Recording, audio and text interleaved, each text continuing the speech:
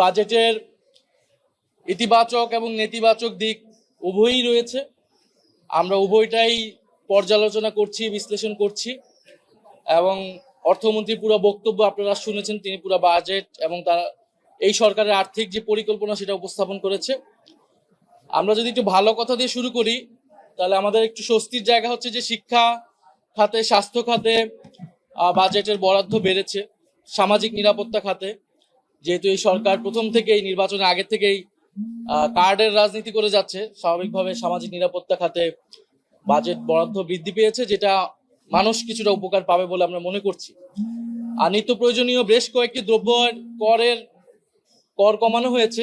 আমরা আশা করি সেটা যদি ইমপ্লিমেন্ট করতে পারে, যদিও অর্থমন্ত্রীর বক্তব্য আমরা পাইনি যেটা কিভাবে ইমপ্লিমেন্ট করবে, ব্যবসায়ীরা যদি এটা না মানে তখন কি করবে, কিন্তু যদি ইমপ্লিমেন্ট করা যায় তাহলে দ্রব্যমূল্যের দাম কিছুটা কমে আসার কথা।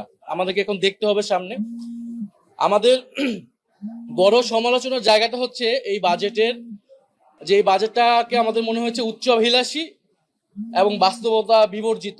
কারণ আপনি দেখবেন যে এই বাজেটের 9,38,000 কোটি টাকা তারা ব্যয় করবে এবং এই আয়টা তারা বলতেছে যে 6,95,000 কোটি টাকা তারা রাজস্ব লক্ষ্যমাত্রা নির্ধারণ করেছে, এবং যেটা আসলে বাস্তবতা বিবর্জিত। কারণ এই পরিমাণ রাজস্ব মানে আদায় করা সরকারের পক্ষে, এই প্রশাসন এবং কর কাঠামোর পক্ষে সম্ভব না। এবং বাজেটে 2,43,000 কোটি টাকার ঘাটতি রয়েছে।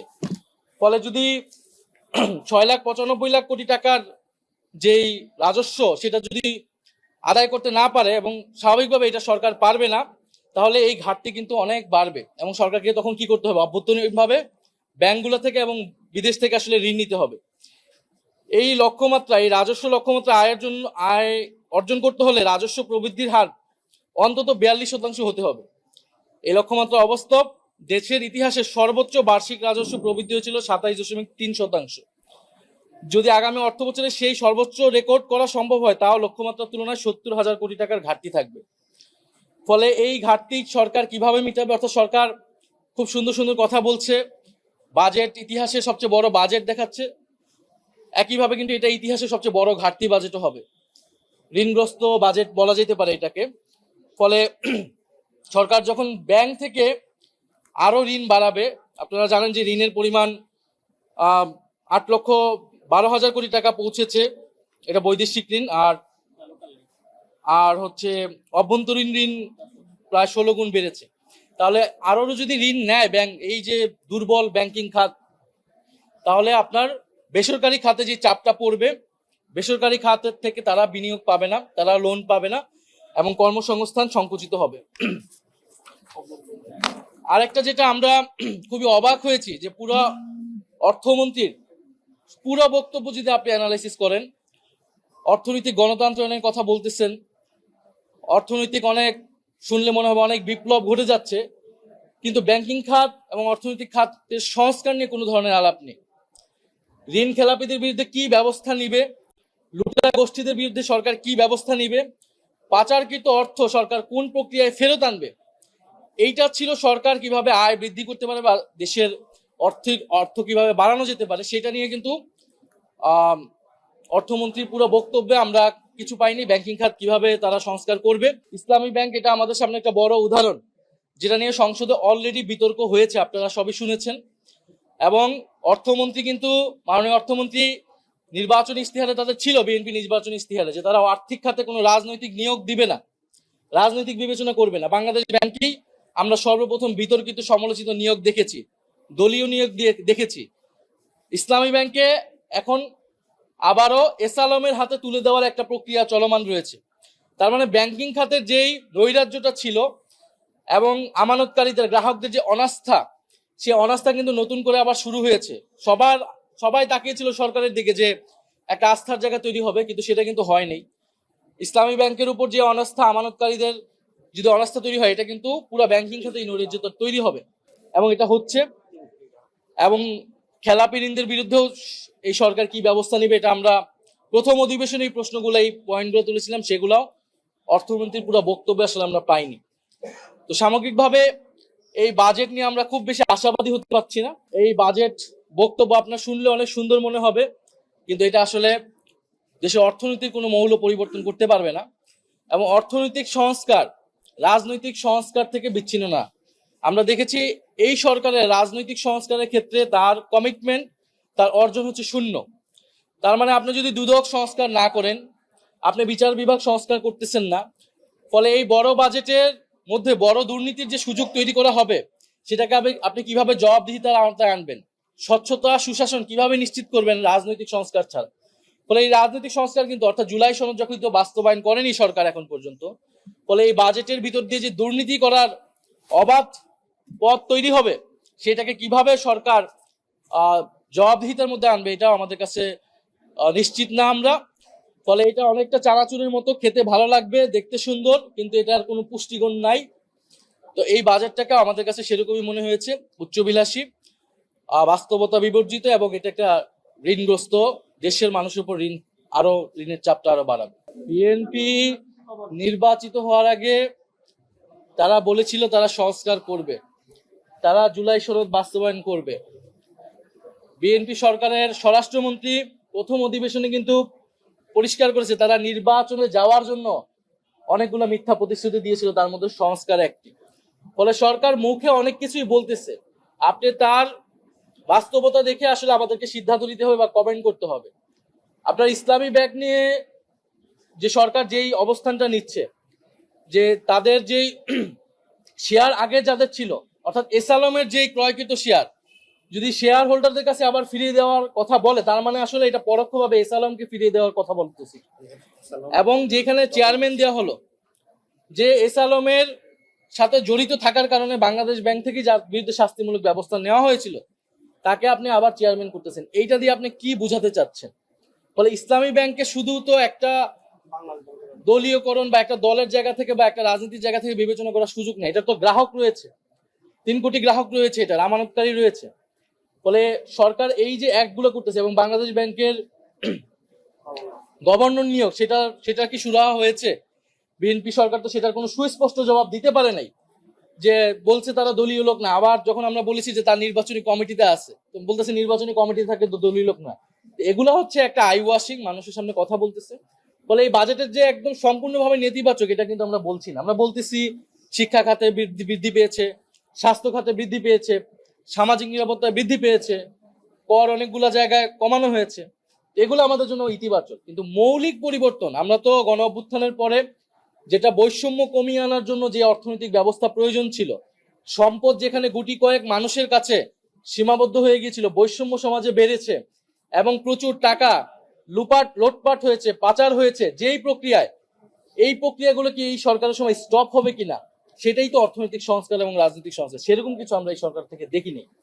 ফলে এটাই আমাদের আপাতত প্রাথমিক প্রতিক্রিয়া বাজেটের উপরে। আমরা আনুষ্ঠানিকভাবে দলগতভাবে প্রতিক্রিয়া জানাবো, এবং এই পুরো মাসে আমরা এই যে আমরা আজকে বলে গেলাম এই বাজেটটার বিরুদ্ধে বা এই বাজেটের যে ত্রুটিগুলা, সেটা আমরা প্রত্যেকটা পয়েন্টে পয়েন্টে ব্যাখ্যা বিশ্লেষণ করে আমাদের যতটুকু কথা বলার সুযোগ থাকবে তখন আমরা সেটা উপস্থাপন করব। আমার তো ফার্স্ট সংসদ, হাফিজউদ্দিন আহমেদ বীর বিক্রম, যিনি সংসদের স্পিকার, 7 বারের সংসদ সদস্য, তিনি প্রায় বলেন যে আমার এই 7 বারের এই দীর্ঘ জীবনের আমি এই রকমের সংসদ দেখি নাই। বিভিন্ন প্রেক্ষাপটে যখন বিরোধী দলের নেতা আলোচনার ইস্যু নোটিশ দেন, যেটা নিয়ে একটা বিশেষ আলোচনা প্রয়োজন। কিছুদিন আগেও প্রবাসীদের সমস্যার সমাধান কল্যাণ নিয়ে প্রায় 2 ঘন্টা ব্যাপী আলোচনা হয়েছে, সংসদের বিশেষ আলোচনা। তার আগে জ্বালানি সংকট নিয়ে বিরোধী দল বলেছিল যে আমরা সরকারি দল বিরোধী দল মিলে কাজ করতে চাই, সরকারকে সহযোগিতা করতে চাই। প্রধানমন্ত্রী কিন্তু অ্যাকসেপ্ট করেছে কর্ডিয়ালি, একটা কমিটি করে দিয়েছেন সরকারি দল বিরোধী দল। কিন্তু সেই জ্বালানির সংকট, যেটা তো সরকার দায়িত্ব নেওয়ার মাত্র বলা চলে এই 1 মাস সময় হয়নি, ফেব্রুয়ারি 12 তারিখ নির্বাচন হয়েছে, এন্ডে যুদ্ধ শুরু হয়েছে, তো ধরেন আপনি 1 মাসও হয় নাই মিডল ইস্ট এবং মিডল ইস্টের সংকটের কারণে আমাদের যেহেতু জ্বালানির বড় একটা সোর্স মিডল ইস্ট, জ্বালানির সংকট হয়েছে। কিন্তু সেটা নিয়ে সরকারকে নানানভাবে ফেসবুকে বিশেষ করে সোশ্যাল মিডিয়া অপপ্রচার করা, প্রোপাগান্ডা ছড়ানো, এখানে তো সরকারের কিছু ছিল না কিছু করার ওই অল্প সময়ের মধ্যে। এবং বিরোধী দল যখন প্রস্তাব দিয়েছে, কমিটি করে তো একটা আলোচনা হয়েছে। সুতরাং সেই জায়গা থেকে আমার মনে হয় যে বিরোধী দলকে আসলে ডিসাইড করতে হবে তারা কিভাবে এই সমস্যাগুলো সমাধান করবে। সেই জায়গা থেকে প্রধানমন্ত্রী এবং সরকারের যে প্রস্তাবটা, আমি মনে করি ওনাদের লুফে নেওয়া দরকার ছিল। আজকে বিরোধী দলকে একটা বিষয় বুঝতে হবে, তারা বিএনপিকে ওই আমাদের সেক্রেটারি, সাবেক সেক্রেটারি আমাদের রাশেদ ভাই যেটা বলেছে 3 দিনে নামানোর হুমকি দিয়ে, এটা সঠিক হবে না। 3 দিনে নামাই আপনারা কই থাকবেন? আপনারা তো জায়গা পাবেন না। আওয়ামী লীগ ইন্ডিয়া পালাইছে, আপনাদের জায়গায় ইন্ডিয়া কোথাও হবে না, পাকিস্তানের সাথে বর্ডার নাই, মিয়ানমার দিকেও যাইতে পারবেন না। তাহলে অপশন আছে খালি বঙ্গোপসাগর। কিন্তু কারণ হচ্ছে জামাতকে তো আসলে রাজনৈতিকভাবে সার্ভাইভ করার সুযোগটাই দিয়েছিল বিএনপি, প্রেসিডেন্ট জিয়াউর রহমান থেকে বেগম খালেদা জিয়া এবং তারেক রহমান। এটা জামাতকে স্বীকার করতে হবে। যদি আওয়ামী লীগের মতো বিএনপি যদি জামাতের প্রতি কঠোর হতো, জামাতের রাজনীতি করাই তো দুষ্কর হয়ে যেত। বিএনপিকে সবসময় ট্যাগিং নিতে হয়েছে ইন্টারন্যাশনালিও, যে বিএনপি জামাতের কর্মকাণ্ডের দায় বিএনপিকে অনেকখানি নিতে হয়েছে। তারপরেও বিএনপি যেহেতু বাংলাদেশি জাতীয়তাবাদ ইসলামী মূল্যবোধে বিশ্বাস করে, সেই জায়গা থেকে তারা জামাতকে নিয়ে দীর্ঘদিন রাজনীতি করেছে। তো আপনি এখন রাশেদ খান বিএনপির হয়ে নির্বাচন করায় দালাল হয়ে গেছে, আমি বিএনপির মন্ত্রিসভায় থাকা আমরা দালাল হয়ে গেছে। আর আপনারা যে এত বছর দালালি করলেন, আপনাদের দালালের নিম্ন শ্রেণীতে ছিলেন জামাত শিবিরের ভাইদেরকে, আপনার দালালের আজকে বিএনপির সাথে নির্বাচন করায় আন্দোলন করায় আমরা যদি দালাল হই, আপনারা দালালের নিম্ন শ্রেণী। আজকে নির্বাচনে compromise is out of politics. সমঝোতা দেশের স্বার্থে, জাতির স্বার্থে ঐক্যবদ্ধভাবে কাজ করে। আজকে আপনারা দেখেছেন সোশ্যাল মিডিয়াতে কিভাবে পোর্ট্রে করা হচ্ছে, এবং নির্বাচনে দেখেছেন না, মনে হচ্ছে যে জামাত 250 আসনে সরকার গঠন করে ফেলবে নাকি। দেখেছেন তো প্রত্যেকটি জনমত জরিপে, এমনকি আপনার যেই সমস্ত আসনগুলোতে জামাত ভোট পায় নাই আপনার 30,000, সেখানেও দেখাইছে যে অনলাইন জরিপগুলোতে জামাত 80%। বুঝছেন? তাহলে এইটা কিন্তু সঠিক। আমাদের মাননীয় তথ্য সম্প্রচার মন্ত্রী আছেন, যদি এটা শুধু তার মন্ত্রণালয় না, আপনার আইসিটিকে এখানে জয়েন্টলি কাজ করতে হবে। এই যে তথ্য প্রযুক্তি বা অনলাইন সাইবার স্পেসে যে তাদের একটা শক্তিশালী দখল, এটা কিভাবে তারা এই অবস্থানটা তৈরি করেছে, এটা কিন্তু সরকারকে আইডেন্টিফাই করে তার কাউন্টার একটা মানে ডিফেন্স তৈরি করতে হবে। এইখানে কিন্তু বিএনপির অত্যন্ত অবস্থান দুর্বল সাইবার স্পেসে, আমি বলবো। কারণ সরকারকে শুনুন, একটা দেশের প্রধানমন্ত্রী, রাষ্ট্রের সর্বোচ্চ প্রধান ব্যক্তি, নির্বাহী প্রধান ব্যক্তি, তার কথাবার্তা বলা, তার সমালোচনা যৌক্তিকভাবে করা যায়। আজকে কিছু কন্টেন্ট ক্রিয়েটরের নামে কিছু ব্যক্তি এমন অশালীন কুরুচিপূর্ণ মন্তব্য করে, এটা তো রুচি পরিপন্থী। মন্ত্রীদের কিনে, অবশ্যই স্বপন ভাই মন্ত্রী, আমাকে নিয়ে আপনি সমালোচনা করবেন, কারণ সেই রাইট আছে। আমি আপনার জনগণের প্রতি দায়বদ্ধ আমার কাজের জন্য, কিন্তু সমালোচনার তো একটা ভাষা আছে। আমি একটা জিনিস দেখবেন, আমি নোটিস করেছি, বিশেষ করে সরকারি দলের নেতা এমপি, তাদের প্রোফাইলে গেলে পাবেন মন্ত্রীদের নিচে কমেন্ট করে তার প্রোফাইলগুলো চেক করে দেখবেন, ম্যাক্সিমাম জামাত শিবিরের সমর্থক। তার প্রোফাইলের পোস্ট শেয়ার, তার পোস্ট দেওয়া, এটা দেখলে তো বোঝা যায় ম্যাক্সিমাম জামাত শিবিরের সমর্থক। এমনকি দেখি অনেকে মাদ্রাসার বিভিন্ন জায়গায় মহাতামিম মানে অধ্যক্ষ টাইপের আর কি, এরকম এই সমস্ত লোক। তো আমি অবাক হই যে তার কমেন্টটা এইরকম, এত বিকৃত কমেন্ট, যেটা রাশেদ খান বলেছে মাঝে রাশেদ খান একটু বলতেছে, এই কারণে আবার সে তাদের সংঘবদ্ধ অপপ্রচারের শিকার হয়। একজন সংসদ সদস্য পার্লামেন্টে তার সহকর্মী নারী সদস্যের বেশভূষা, তার দেহের মানে বর্ণনা দিচ্ছেন। সে একজন পার্লামেন্ট সদস্য, কোথায় দিচ্ছেন? ওয়াজের মাঠে এটা বক্তব্য। এইটা কি ইসলামের সৌন্দর্য না ইসলামের বাণী? রাশমিকা মান্দানা পৃথিবীর সবচেয়ে সুন্দর নারী, আপনি এই বেগানা নারীর দিকে তাকাইলেন কিভাবে? সে সুন্দর, তার অবয়ব, দেহাকৃতি, এইটা আপনি দেখলেন কিভাবে? এই সমস্ত ভণ্ডামি এবং এই সমস্ত মানুষগুলো ইসলামকে বিতর্কিত করছে, ইসলামের নামে রাজনীতি করে আপনার মানুষকে বিভ্রান্ত করছে। এই বিষয়ে আমাদের সতর্ক থাকতে হবে। আজকের আলোচনার বিষয়ের আমি এখানে এটুকুই বলতে চাই যে বিএনপি সংস্কার বিরোধী না, জুলাই বিরোধী না, বরঞ্চ বিএনপির মতো দল আমরা অনেকগুলো সংস্কারের, সাইফুল হক ভাই যেটা বলেছে, গণতন্ত্র মঞ্চ গঠন করি। আমাদের আন্দোলনের হেডলাইনই ছিল সরকার ও শাসন ব্যবস্থা পরিবর্তনের 1 দফা দাবিতে আন্দোলন।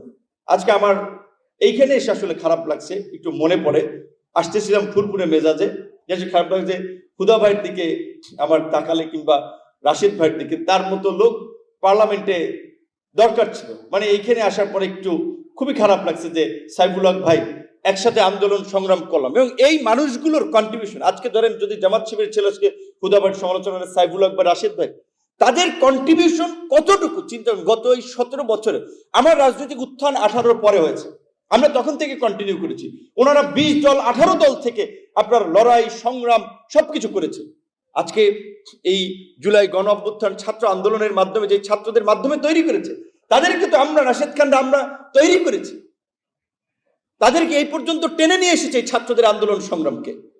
তো কাজে আমাদের নিয়ে অবশ্যই যৌক্তিক সমালোচনা করতে পারেন, কিন্তু সমালোচনা একটা লেভেল থাকা উচিত।